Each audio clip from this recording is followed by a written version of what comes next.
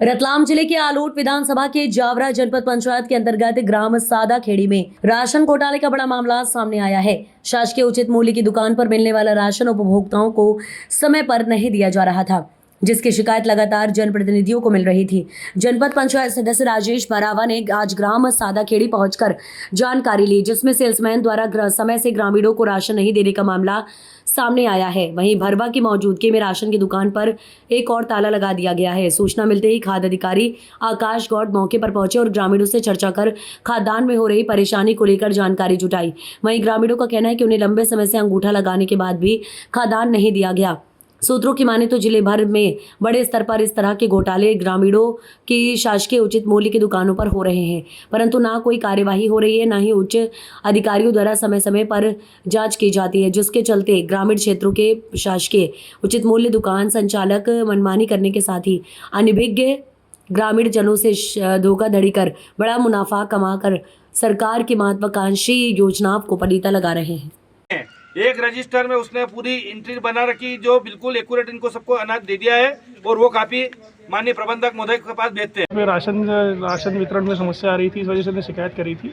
उसकी जांच करने हेतु हम अभी सादा खेड़ी पहुँचे। लोगों ने ये भी पंचनामे में बताया कि पिछले कई महीनों से लोगों को राशन नहीं मिला। क्या कारण है? अगर खाद की गाड़ी आती है उसके बावजूद राशन नहीं मिलता है। राशन नहीं मिला तो उसके भी इनके बयान लिए हैं लोगों के यहाँ पे, उस पर पूरी जाँच की जाएगी और अभी जिन जिनके बयान बाकी है उनके भी बयान अभी लिए जा रहे हैं। क्या नाम है सर आपका? आकाश गौड़। सरकारी उचित मूल्य की खाद्य की दुकान है जो खाद्य सामग्री लोगों को मिलती है, गरीब लोगों को। यहाँ पर मैं आया और मुझे विगत कई दिनों से शिकायत आ रही थी, तो मेरे द्वारा वरिष्ठ अधिकारियों को जिला पंचायत में भी, मैं फूड अधिकारी जिले के, उनको भी मैंने अवगत करा दिया था कि वहाँ सादा खेड़ी से शिकायत आ रही है कि कई लोगों को अनाज नहीं मिल रहा है। पर सेल्समैन को और सबको बोलने के बावजूद भी परिस्थिति ऐसी बनी कि अब त्योहार का टाइम चल रहा है और कई लोगों को, जो एक गरीब महिला, विधवा महिला, उसको 14 महीने का अनाज नहीं मिला। एक ये भाई, इनको कभी मिले था ना, 6 महीने का इनको अनाज नहीं मिला। ऐसे यहाँ पर कम से कम 200 राशन कार्ड धारी लोग हैं, उनको किसी को 6 महीने, किसी 4 महीने, किसी को साल भर, इस तरह से उनको सब लोगों को अनाज बाकी है।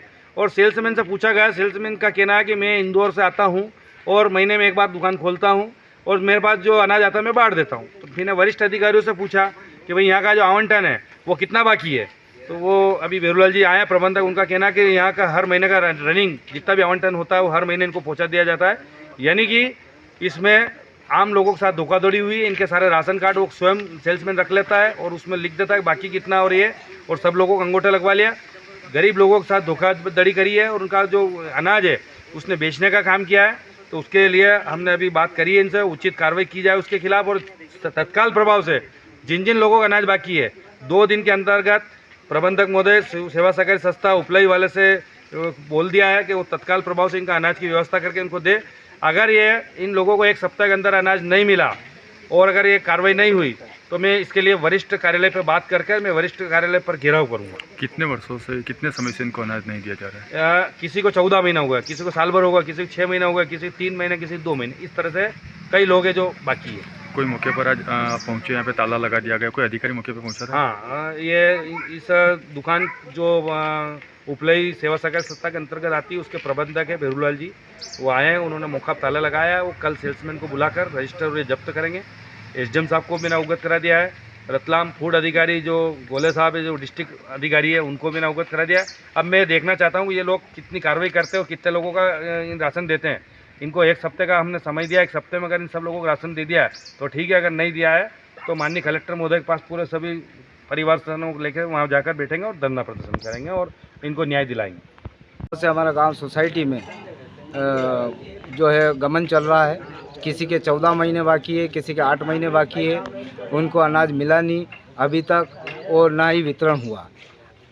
3 महीने में एक बार ट्रक आता है, पता ही नहीं चलता लोगों को, वो किसको वितरण कर देते हैं पता ही नहीं चल रहा है। कहना ये है सेल्समैन का कि आगे से ही गेहूँ नहीं आ रहा है, अब आगे से गेहूँ आएगा तब मैं बांटूँगा। जबकि बरावा जी ने अभी कहा कि वहाँ से टोटल कोटा इनको दे दिया गया, वहाँ से गेहूँ दे दिए गए।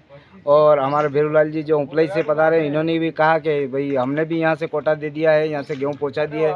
लेकिन आज दिन तक यहाँ ऐसे ही चल रहा है। किसी के 14 महीने बाकी है, किसी के 8 महीने बाकी है। अब मेरे खुद 8 महीने बाकी है।